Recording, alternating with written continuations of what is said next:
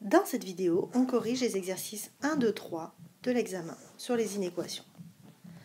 Alors, on va commencer avec l'exercice 1. Relisez l'énoncé et après on les décortique ensemble. Appuyez sur pause.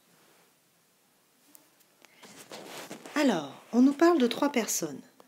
Joshua, Marc-Olivier, puis Vincent.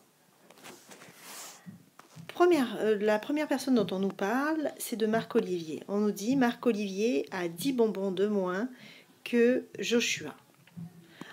Ensuite, on nous dit Vincent a autant de bonbons que Marc-Olivier et Joshua ensemble. Est-ce qu'on nous dit quelque chose sur Joshua? Non. Alors, Joshua, on va le désigner par X. De toute façon, c'était dit dans l'énoncé. Maintenant, Marc-Olivier.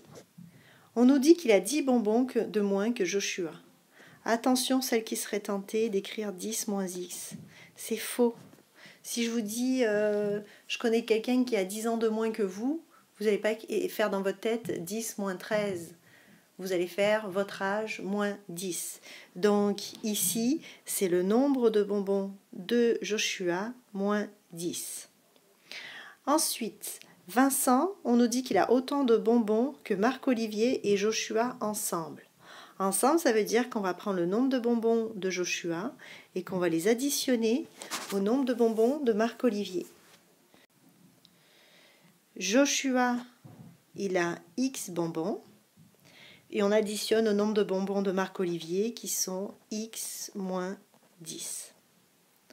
Alors maintenant, je sais aussi que tout ça, ça vaut 60 en tout. Alors, je vais voir quelle équation traduit bien l'énoncé. Je vais commencer par la réponse B. Ici, je vois X moins 10 qui pourrait représenter le nombre de bonbons de Marc-Olivier.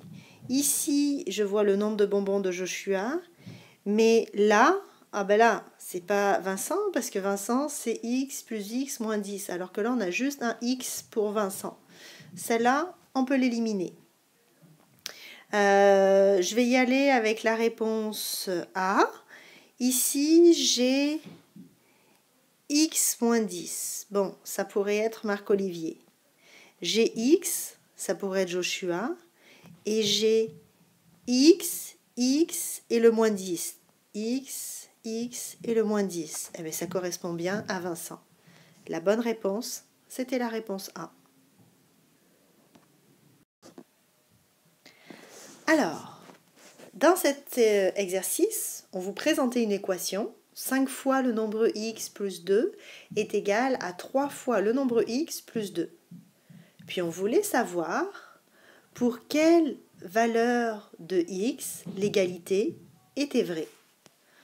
On nous dit peut-être que x vaut 3, peut-être que x vaut 1, peut-être que x vaut 5, peut-être qu'il n'y a pas de solution. Alors, une méthode que beaucoup d'élèves ont utilisée, c'est de faire une vérification.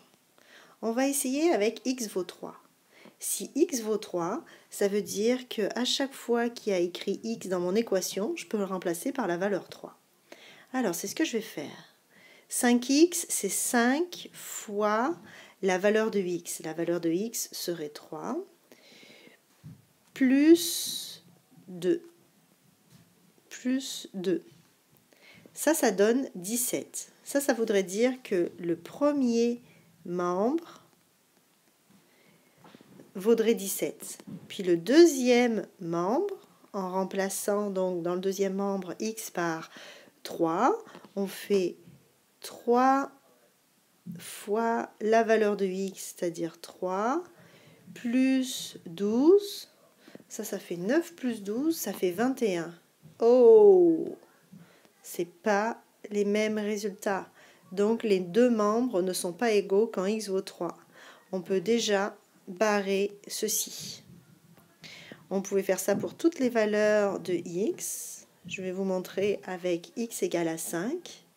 Je vais remplacer, je vais écrire 5 fois la valeur de x plus 2.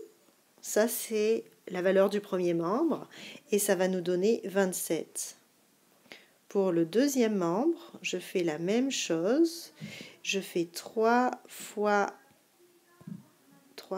la valeur de x qui est 5, plus 12, et ça me donne 27. Youpi! J'ai trouvé! La solution de l'équation, c'est x est égal à 5. Je peux passer à l'exercice suivant. Dans cet exercice 3, on vous présentait la démarche d'une élève. Puis l'élève, elle trouvait que la solution de l'équation, c'était x égale à 5. Vous aviez plusieurs choix pour savoir si elle avait juste ou faux. Soit vous analysiez chaque étape de sa démarche pour voir s'il y avait une erreur. Soit vous faisiez vous-même la résolution de l'équation, puis si vous ne trouviez pas la même réponse, vous pouviez dire que c'était faux. Soit, ce que je trouve moi le plus facile et le moins risqué, c'est de prendre x est égal à 5 et de remplacer, comme on l'a fait dans l'exercice 2, x par 5 pour voir si on trouve le même résultat. Alors, premier membre, comme tantôt, je fais 2 fois 5 plus 5, ça nous donne 15 pour le premier membre. Deuxième membre, si x vaut 5, j'écris 3 fois la valeur de x, c'est-à-dire 5, plus 10. Puis ça fait 25. Oh oh, c'est faux. On ne trouve pas le même résultat dans le premier membre et dans le deuxième membre. Donc, la réponse est fausse, car après vérification,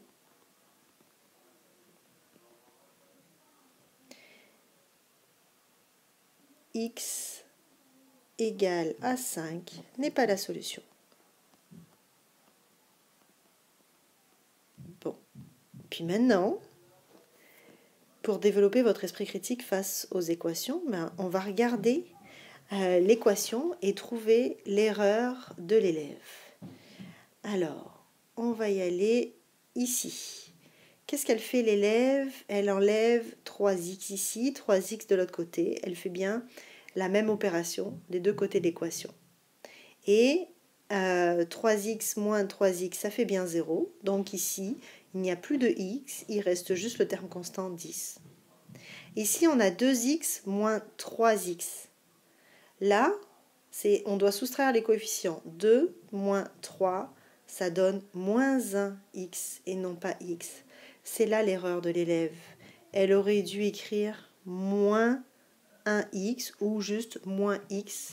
Et là, elle aurait trouvé, parce qu'elle aurait trouvé moins x est égal à 5, et il y aurait resté à faire moins x divisé par moins 1, ce qui donne x est égal à moins 5. Et ça, c'était la bonne réponse. Vous pouvez même vous pratiquer avec la vérification pour voir que moins 5 soit bien la solution. Et c'est terminé pour ces 3 exercices.